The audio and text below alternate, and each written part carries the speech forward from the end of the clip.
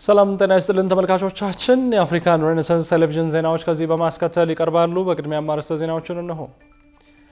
መቋጫ በሌለው የግዳጅ ውትድርና የተማረሩ ኤርትራውያን የቱርካናን ግዛት በመጠቀም ወደ ኬንያ በገፍ እየፈሰሱ መሆኑ ተሰማ። የኢትዮጵያ ብሔራዊ ምርጫ ቦርድ የምርጫ ክርክሮችን የሚመራ ኮሚቴ ማዋቀሩን አስታወቀ። በኮሎምቢያ አንድ ወታደራዊ አውሮፕላን ተከስክሶ ቢያንስ 66 ሰዎች ለህልፈት መዳረጋቸው ተነገረ።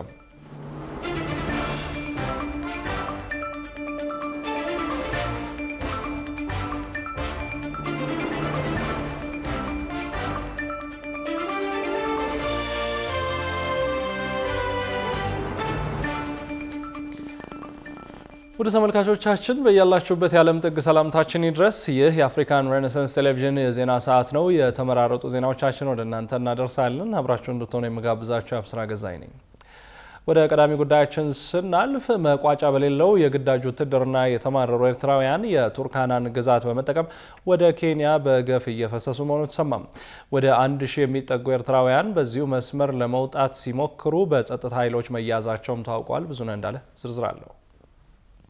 ኤርትራውያን ፍልሰተኞች ወደ ተለያዩ የዓለም ክፍሎች ለመሰደድ ኢትዮጵያንን በመሸጋገሪያነት እንደሚጠቀሙ ይታወቃል።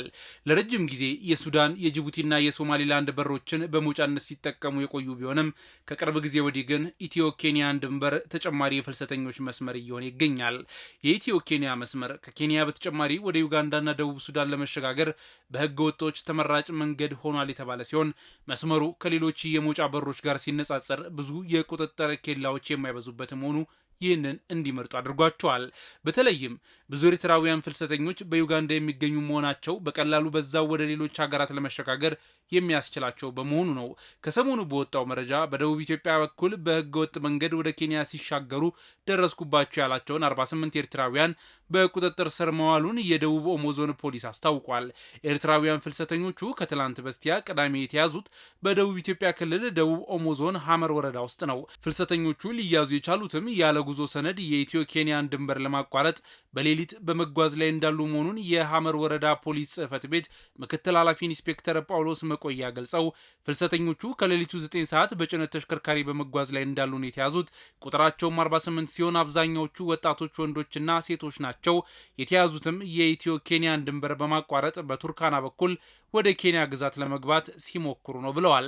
ከቅርብ ዓመታት ወዲህ የደቡብ ኢትዮጵያ ክልልን በመጠቀም በቱርካና ግዛት በኩል ወደ ኬንያ የሚሻገሩ ኤርትራውያን ፍልሰተኞች ቁጥር እየጨመረ ይገኛል። ባለፈው የ2017 ዓመት ብቻ 1000 የሚጠጉ ኤርትራውያን በዚሁ መስመር ለመውጣት ሲሞክሩ በጸጥታ ኃይሎች መያዛቸውን ከደቡብ ኢትዮጵያ ክልል ፖሊስ ኮሚሽን ያገኘነው መረጃ ያመለክታል። ንጋት ግሎባል ኢኒሼቲቭ የተባለ በፍልሰተኞችና ከፍልሰት ተመላሽ ዜጎች ላይ የሚሰራው ግብረሰናይ ድርጅት መስራችና ዳይሬክተር የሆኑት አቶ ዳንኤል መለሰ ከቅርብ ጊዜ ወዲህ እያደገ ለመጣው ኤርትራውያን ፍልሰተኞች ቁጥር መጨመር የተለያዩ ገፊ ምክንያቶችን መኖራቸውን ጠቅሰው መቋጫ የሌለው የግዳጅ ውትድርና አንዱ ነው ይላሉ። የፖለቲካና የኢኮኖሚ ሁኔታ የአካባቢውን አለመረጋጋት ሌላው የፍልሰት መነሻ ምክንያት ተደርጎም ይወሰዳል። እንዲሁም የተሻሻለው የኢትዮጵያውያን የፍልሰተኞች አዋጅ ፍልሰተኞች እንደ ማንኛውም ዜጋ ኢትዮጵያ ውስጥ የመኖር መብት የሚሰጥና በግዳጅ ወደ ሀገራቸው መመለስን ያስቀረ መሆኑ ለፍልሰትና በመሸጋገሪያነት ለመጠቀም እንዲመርጡም አድርጓቸዋል ብለዋል። መቋጫ የሌለው የግዳጅ ውትድርና አንዱ ነው። የኢኮኖሚ አማራጭ ማጣት፣ የፖለቲካው ሁኔታ በነሱ ሀገር እንደገና ደግሞ ሪጂናል ኢንስቴቢሊቲ በተለይ አሁን ወደ ቦርደር አካባቢ ከሆኑ አሁን በኢትዮጵያና በኤርትራ መንግስት መካከል ያለው ቴንሽን በተወሰነ ሰዎችን እንቅስቃሴ እንዲያደርጉ ሊያደርጋቸው ይችላል። ከዚህ በተጨማሪ ግን በእኛ ህግ በሪፊውጂ ፕሮክላሜሽን 11/10/2019 መሰረት እንደ ማንኛውም ሰው ኢትዮጵያ ውስጥ የመኖር መብት አላቸው እና ኢትዮጵያ የምትከተለው ፖሊሲ መሰረት ወደ ሀገራቸው በግዳጅ አትመልስም። በዛ ምክንያት ኢትዮጵያ ፕሪፈር ሊያደርጉ ይችላሉ። የተባበሩት መንግስታት ከፍተኛ የስደተኞች ኮሚሽን መረጃ እንደሚያሳየው ኤርትራ አላት ተብሎ ከሚታሰበው የህዝብ ብዛት አንጻር በአማካይ ከ14 በመቶ እስከ 28 በመቶ የሚሆኑት በስደት ላይ ናቸው ይላል። ይህ መረጃ በቁጥር አስደግፎ ያስቀመጠ ሲሆን ወደ 3.6 ሚሊዮን ህዝብ ያላት የምትባለው ኤርትራ ከ500 ሺህ እስከ 1 ሚሊዮን የሚደርስ ህዝቧ በተለያዩ ሀገራት በስደት ላይ እንደሚኖር አስቀምጧል። ይህም ማለት ከ4 ሰዎች ውስጥ አንድ ሰው በስደት ላይ እንደሆነ መረጃው የገለጸ ሲሆን በዓለም ላይ ከፍተኛ የስደተኛ ቁጥር ያላት ሀገር እንድትሆንም አድርጓታል። የኢትዮጵያ ብሔራዊ ምርጫ ቦርድ የምርጫ ክርክሮችን የሚመራ ኮሚቴ ማዋቀሩን አስታወቀ። በሌላ በኩል ቦርዱ በኔትወርክና በሲስተም ምክንያት በተቸገረባቸው ቦታዎች የምዝገባ አሰራሩን ወደ ማኑዋል እየቀየረ መሆኑን አስታውቋል። ዮናስ ግርማ ዝርዝር አለው። በኢትዮጵያ የሚደረገውን 7ኛውን ሀገር አቀፍ ምርጫ የሚመራው የኢትዮጵያ ምርጫ ቦርድ በፓርቲዎች መካከል የሚደረጉትን የምርጫ ክርክሮች ይዘትና እውነተኛነት ለማረጋገጥ ኮሚቴዎችን በማቋቋም እየተከታተለ እንደሆነ አስታወቀ። የምርጫ ቦርዱ ካቋቋሟቸው ኮሚቴዎች አንዱ የነጻ አየር ሰዓትን የሚመራ ሲሆን ሌላው ደግሞ ክርክሩን የሚያዘጋጅ መሆኑም ተገልጿል። በተለይም ከፖለቲካ ፓርቲዎች ጋራ በቀጣይነት የሚሰራውን ወይም የሚካሄደውን የነጻ የአየር ሰዓት ድልድል ስርዓት በተመለከተ ባለፈው ሳምንት የውይይት መድረክ ነበረ።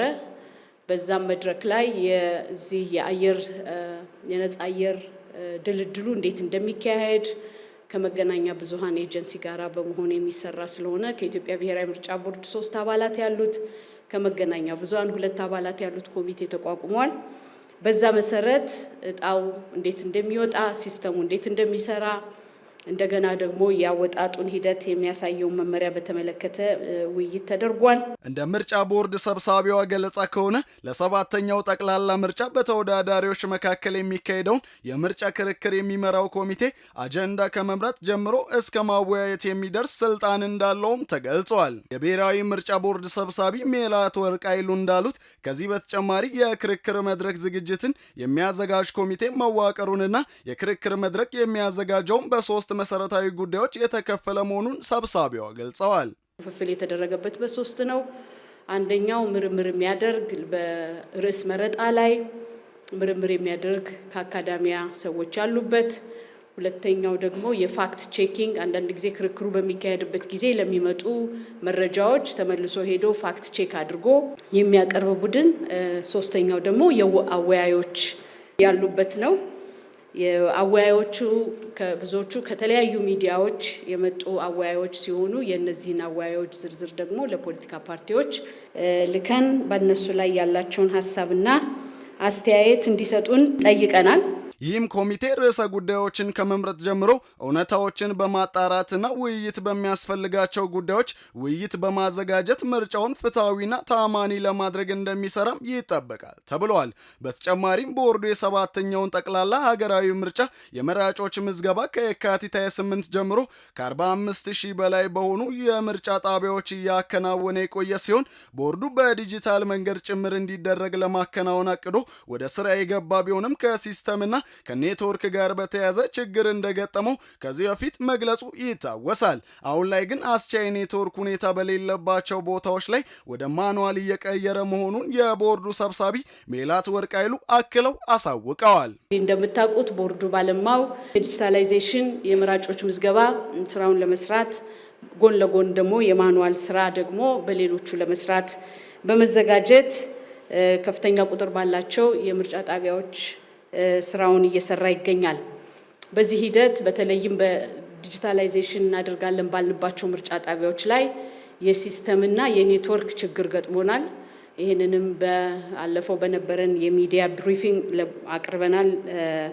ይህን በተመለከተ ከኢትዮ ቴሌኮም ጋር ለመስራት ጥረት እያደረግን ነው። አሁንም ቢሆን ግን በተለይም በዚህ በኔትወርክ አቅርቦት ላይ በጣም ከፍተኛ የሆነ ችግር እየገጠመን ስለሆነ የመራጩ መብት እንዳይጉላላ ለ15 ቀን በላይ መጠበቅ የሚቻል ባለመሆኑ በተወሰነ ደረጃ ሩቅ የሆኑና የኢንተርኔት ከቨሬጃቸው በጣም አነስተኛ የሆኑትን ወደ ማኑዋል የመቀየር ስራ ቦርዱ ወስኖ እየሰራ ይገኛል ማለት ነው። ግንቦት 24 ቀን 2018 ይካሄዳል ተብሎ የሚጠበቀው 7ኛው የኢትዮጵያ ሀገራዊ ምርጫ ከ2 ወራት ብዙም ያልዘለለ ጊዜ ብቻ ቀርተውታል።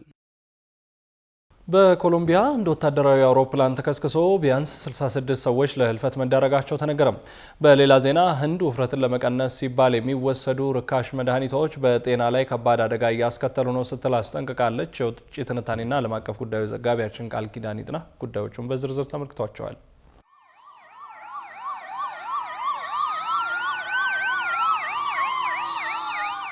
114 ሰዎችንና 11 የበረራ አስተናጋጆችን የጫነ ወታደራዊ አውሮፕላን በደቡብ አሜሪካዊቷ ሀገረ ኮሎምቢያ ደቡባዊ ክፍል በረራ ማድረግ በጀመረ በተወሰነ ደቂቃ ውስጥ ባጋጠመው አደጋ ተከስክሶ ቢያንስ 66 ሰዎች ለእልፈት መዳረጋቸውን የሀገሪቱ ባለስልጣናት አስታውቀዋል። ፖርቶ ሌጎይዛሞ በተሰኘች አነስተኛ ከተማ መከስከሱ የተሰማው አውሮፕላን C130 ሄርኩለስ የተሰኘ ሲሆን በብዛት ወታደሮችን ለማጓጓዝ ጥቅም ላይ የሚውል አሜሪካ ሰራሽ አውሮፕላን መሆኑ ተነግሯል። ወታደራዊው አውሮፕላን ባጋጠመው አደጋ ለእልፈት ከተዳረጉት በተጨማሪ በርካታ ሰዎች መጎዳታቸውን የተናገሩት የኮሎምቢያ አየር ኃይል ዋና አዛዥ ካርሎስ ፈርናንዶ ሲልቫ ሩኤዳ የአደጋ ጊዜ ሰራተኞች ወደ ስፍራው ማቅናታቸውን ገልጸው የአደጋው መንስኤም ገና በመጣራት ላይ ነው ብለዋል። ወደ አካባቢው የተላኩ የአደጋ ጊዜ ሰራተኞችም በሕይወት የተረፉ ሰዎችን ከአውሮፕላኑ ስብርባሪዎች ሲፈልጉ ታይተዋል። አጎራባቻችን ፔሩ አቅራቢያ የደረሰው ይህ አደጋ በእጅጉ የሚያሳዝን ነው ሲሉ የተናገሩት የኮሎምቢያ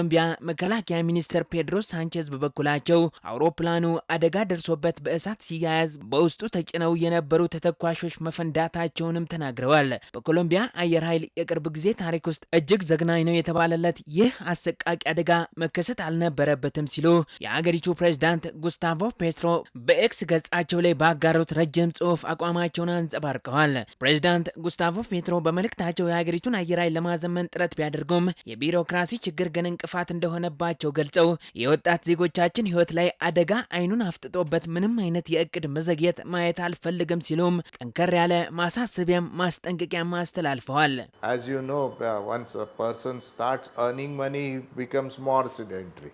በሌላ ዜና ህንድ ውፍረትን ለመቀነስ ሲባል የሚወሰዱ ርካሽ መድኃኒቶች በጤና ላይ ከባድ አደጋ እያስከተሉ ነው ስትል አስጠንቅቃለች። የህንድ ጤና ጥበቃ ሚኒስቴር በዝቅተኛ ዋጋ ተሸምተው ውፍረትን ለመቀነስ ተብለው የሚወሰዱ መድኃኒቶች በገበያ ላይ በስፋት መሰራጨታቸውን በመግለጽ በመድኃኒት አቅርቦት ሰንሰለት ውስጥ የሚያደርገውን ፍተሻና ቁጥጥር ማጠናከሩን ገልጿል። በፍጥነት የሰውነት ክብደት ለመቀነስ ጥቅም ላይ ይውላሉ ከተባሉት መድኃኒቶች መካከል ኦዜምፒክ እና ዊጎቪ የተሰኙት ዋነኞቹ መሆናቸውን የገለጸው ሚኒስቴሩ መድኃኒቶቹ ለመቀመም የሚውለው ዋነኛ ንጥረ ነገር ከሰሞኑ በፈረንጆቹ ማርች 20 የመጠቀሚያ ጊዜው ማለፉን ተከትሎ ማስጠንቀቂያውን ለማውጣት የግድ እንዳለው አስታውቋል። የአገሪቱ ጤና ጥበቃ ሚኒስቴር ሌሎች የክብደት መቀነሻ መድኃኒቶችን መጠቀም ቢያስፈልግ እንኳን በሐኪም ትዕዛዝ ብቻ እንዲሆን ያሳሰበ ሲሆን ህንድን ጨምሮ በዓለም ዙሪያ ክብደት ለመቀነስ በሚል ለሌላ ሕክምና የተዘጋጀን መድኃኒት በመርፌ መውሰድ ተስፋፍተው አሳሳቢ ደረጃ ላይ መድረሱ ተነግሯል። በበይነ መረብ አማካኝነት በህገወጥ መንገድ እየተሸጡ ያሉ የተለያዩ የክብደት መቀነሻ መድኃኒቶች አንዳንዶችን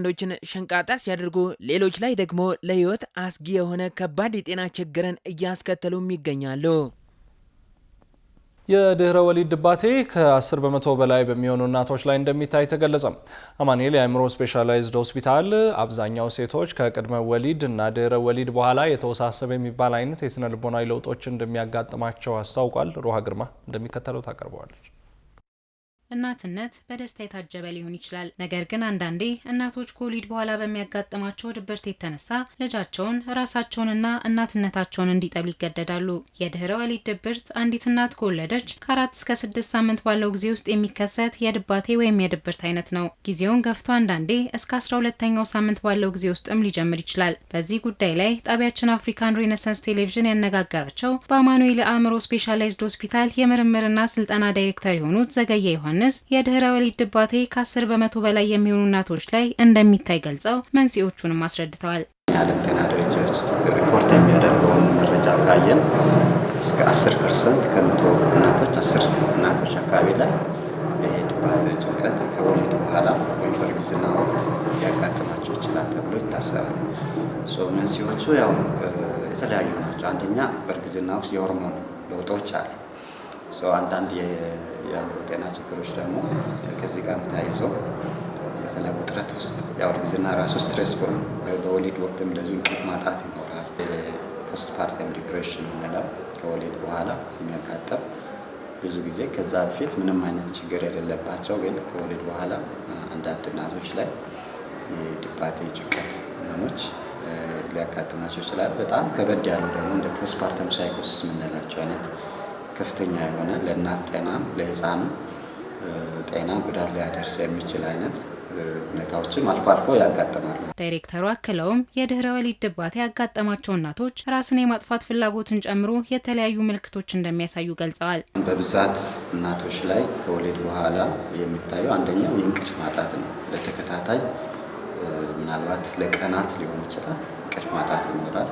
ከፍተኛ የሆነ የድባቴ ወይም የድብር ስሜት ይሰማታል። ከፍተኛ የሆነ የጭንቀት ስሜት ሊሰማት ይችላል። እንደዚሁም ደግሞ አለመረጋጋት ሊያቅታት ይችላል። እንደዚሁም አልፎ አልፎ ደግሞ ምናልባት ድምፅ ይሰማኛል ማለት ነገር ሊኖር ይችላል። ወይ ድምፅ መስማት ወይ ሌላ ሰው የማይታይ ነገር ይታየኛል ማለት ሊሆን ይችላል። የምግብ ፍላጎት መቀነስ፣ እንደዚሁም ደግሞ ምግብ አለመብላት፣ ከዛ ጋር ተያይዞ የምግብ ፍላጎት ስለሚቀንስ ምግብ አለመመገብ ሊኖር ይችላል። እንደዚሁም ተስፋ የመቁረጥ ስሜት፣ እንደዚሁ ከእንደዚህ አይነት እንትን ደግሞ ቢሞት ይሻለኛል ማለት እና ራሷንም ለመጉዳት ማሰብ እና መሞከርም ሊኖር ይችላል። አቶ ዘገየ የአንዲት እናት ማህበራዊ ግንኙነቶቿን በማጠናከር በተወሰነ መልኩ መከላከል እንደሚቻል ገልጸው ከተፈጠረ በኋላም በባለሙያና በቤተሰብ ክትትል መፍትሄ ማግኘት እንደሚቻል ተናግረዋል። ዋናው ክትትል በደንብ ማድረግ ነው። ምናልባት አንዳንዶቹም እነዚህ ቅድም ያልኩት አይነት ማህበራዊ ድጋፍ ከሌላት ያንን በማጠናከር ምናልባት እንደዚህ አይነት ሁኔታዎች ውስጥ እንዳትገባ ቀድሞ መከላከል ይቻላል። ሌሎች አጋላጭ የሆኑ ለምሳሌ እንቅልፏ ላይ ቀደም ብላም በደንብ አቀዳ በጊዜው መተኛት፣ ማረፍ ባለባት ሰዓት ማረፍ፣ እንደዚህ አይነት ነገሮችን በማድረግ በተወሰነ ደረጃ መከላከል ይቻላል። ዋናው ግን ቢከሰትም ይሄ የቤተሰብ ድጋፍና የባለሙያ ድጋፉን በደንብ በማድረግ ከዛ ስሜት ከዛ ሁኔታ እንዲወጡ ማድረግ ይቻላል። ከወሊድ በኋላ የሚያጋጥመው ድባቴ በልጅና በእናት መካከል ያለን ቁርኝነት ከማጥፋት በተጨማሪ አዲስ በተወለደው ልጅ አካላዊና ስነ ልቦናዊ እድገት ላይ አሉታዊ ተጽዕኖ እንደሚያሳድር ባለሙያዎች ይገልጻሉ። ክቡራትና ክቡራን ተመልካቾቻችን አሁንም የአፍሪካን ሬኔሳንስ ቴሌቪዥን ዜናዎች እንደቀጠሉ ናቸው። ወደ ቀጣዮቹ ጉዳዮቻችን ከመሻገራችን በፊት ይፋዊ የማህበራዊ ገጾቻችንን ልናስታውሳችሁ እንወዳለን። በቴሌቪዥን ስርጭት ያለፏቸውን ፕሮግራሞቻችንን ከ1.8 ሚሊዮን በላይ ሰብስክራይበሮች ባሉት አርትስ ቲቪ ወርልድ ዩቲዩብ ገጻችን በኩል ልትከታተሉ ትችላላችሁ። በተጨማሪም በርካታ ተከታዮችን ባፈራንባቸው በፌስቡክ፣ በቀድሞ ትዊተር እና በአሁኑ ኤክስ እንዲሁም በቲክቶክ እና ኢንስታግራም ገጾቻችን በኩል ቤተሰብ መሆን ትችላላችሁ። ከቆይታ በኋላ ተመልካቾች የኢትዮጵያ ብሔራዊ ቡድን አምበሉን ጋቶች ፓኖምን ሳይዝ ወደ ሞሮኮ መጓዙን ጨምሮ የተመራረጡ ስፖርታዊ መረጃዎችን ወደ እናንተ እናደርሳለን። ይጠብቁን። ኢትዮጵያ አሳሳቢ የውሃ እጥረት እየገጠማት መሆኑ ተነገረም። የኢትዮጵያ የውሃ ሀብት ከጊዜ ወደ ጊዜ እያደገ ከመጣው የሕዝብ ቁጥር ጋር የተመጣጠነ ባለመሆኑ አገሪቱ በውሃ አጥር ወደሚባሉ አገራት ደረጃ መሸጋገሯ ተገልጿል። ጌታውን አበበ ዝርዝር አለው።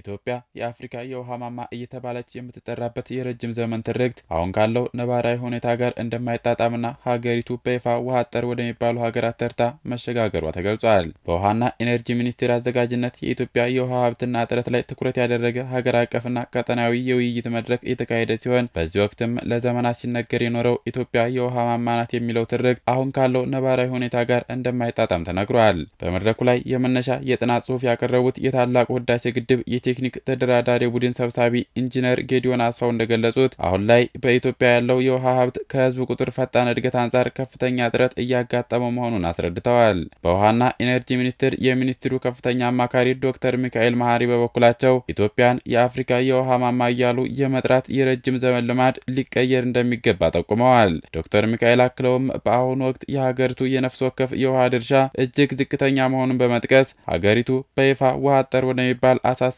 ደረጃ ላይ መድረሷን ተናግረዋል። በመድረኩ ላይ የቀረበው ጥናት እንደሚያሳየው ኢትዮጵያ በግዛቷ ውስጥ ያሉትን ሁሉንም ወንዞችና የውሃ ሀብቶች አሟጣ ብትጠቀምም እንኳ የውሃ እጥረቱን ሙሉ በሙሉ መቅረፍ አትችልም ተብሏል። ኢትዮጵያ አባይን ጨምሮ ተከዜ፣ ባሮ፣ አዋሽ፣ ዋቢ ሸቤሌን የመሳሰሉ በርካታ ታላላቅ ወንዞች በማህፀኗ አቅፋ የያዘች ለምለም ሀገር ብትሆንም ነገር ግን ከዚህ የውሃ ክምችት ከስያሜ ባለፈ የዜጎችን ሕይወት በመለወጥ ረገድ ያለው ሚና እጅግ አናሳ ነው። ሀገሪቱ ካለችበት የውሃ እጥረት አዙሪት ለማውጣት የውሃ ሀብት አጠቃቀም ፖሊሲዋን በዘመናዊ ቴክኖሎጂ መደገፍና የተፋሰስ ልማት ስራዎችን በስፋት ማከናወን ይኖርባታልም ተብሏል። ይህንን አሳሳቢ ሀገራዊ ችግር ለመቋቋም ከመሰረተ ልማት ዝርጋታ ጀምሮ በተቻለ መጠን ተጨማሪ የውሃ ማቆሪያ ግድቦችን በስፋት መገንባት አማራጭ የሌለው መፍትሄ መሆኑም ተገልጿል። ከምንም በላይ ግን ጥንቃቄ የተሞላበትና ዘመናዊ የውሃ ሀብት አስተዳደር ስርዓት መዘርጋት ልዩ ትኩረት ሊሰጠው የሚገባ ቀዳሚ ተግባር መሆኑ ተጠቁሟል። ኢትዮጵያ የውሃ ማማ ሀገር ብትሆንም ውሃዋ ግን ለረጅም ዘመናት ሳይገደብና ለዜጎቿ ጥቅም ላይ ሳይውል ወደ ጎረቤት ሀገራት የሚፈስ በመሆኑ ሀገሪቱ በውሃ የታቀፈች ነገር ግን ድሃ ሆና እንድትቆይ አድርጓታል። በመሆኑም ታላቁ የህዳሴ ግድብን ጨምሮ ወንዞችን ለመስኖና ለኃይል ማመንጫነት እንዲሁም ለንጹህ የውሃ መጠጥ በስፋት መዋል ምናልባትም የሀገሪቱን ህልውና የማስከበር ያህል ወሳኝ ጉዳይ እንደሚሆን ይታመናል።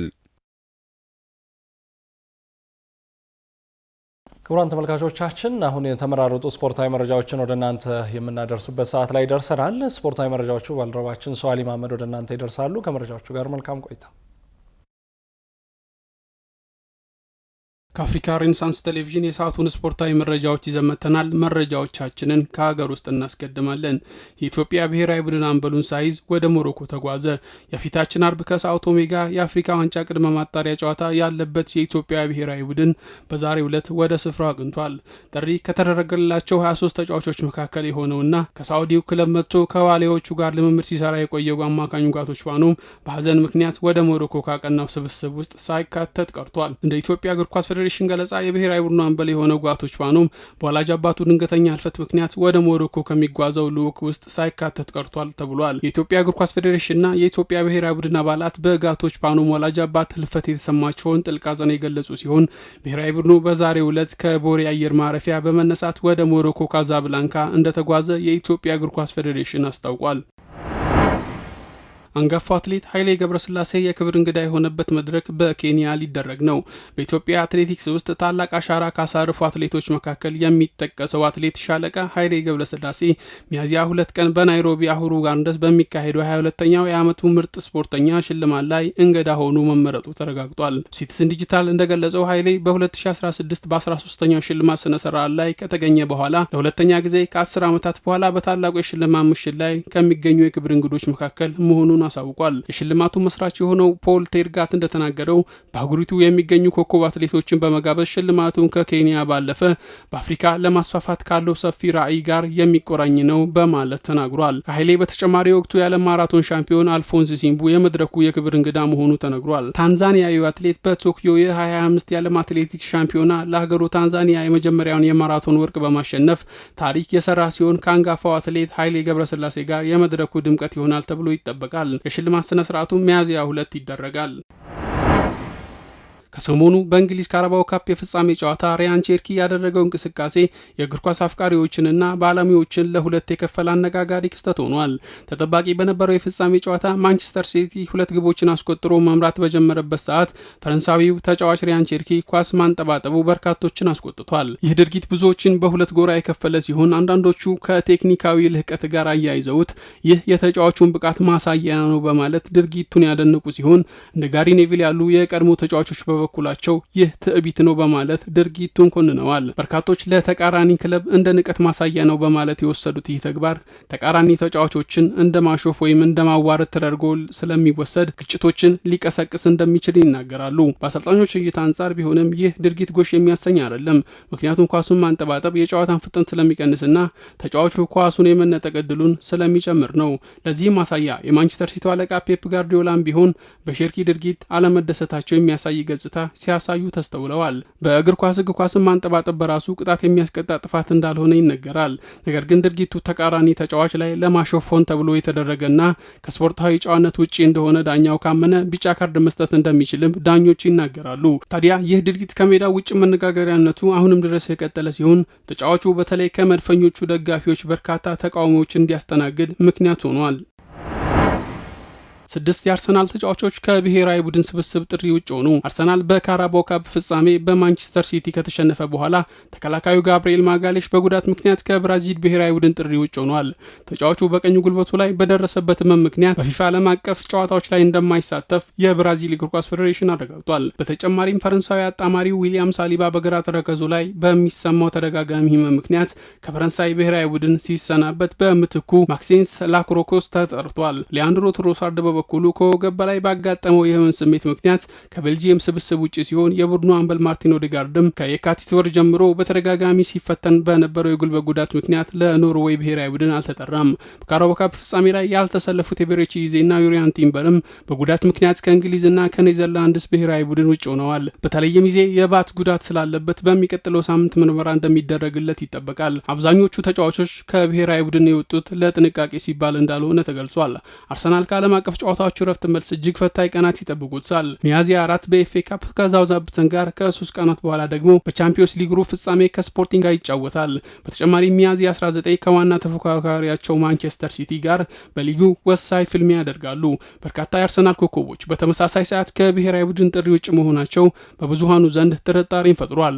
ጉዳዩ ተጫዋቾቹ ለሀገራቸው እንዳይሰልፉ የሚያደርግ የከፋ ጉዳት አጋጥሟቸዋል ወይስ አሰልጣኝ ሚኬል አርቴታ ለቀጣዩ ወሳኝ ሊግና የቻምፒዮንስ ሊግ ጨዋታዎች ሲል የተጠቀመበት የጥንቃቄ ስልት ነው? ምንም እንኳን ክለቡና የሀገሪቱ ስፖርት ፌዴሬሽኖች የጉዳት መግለጫዎችን ቢያወጡም ለዋንጫ በሚደረገው ከፍተኛ ፉክክር ወቅት ቁልፍ ተጫዋቾቹን እረፍት እንዲያገኙ የማድረግ ፍላጎት ሊኖር እንደሚችል ብዙዎች እየገለጹ ይገኛል።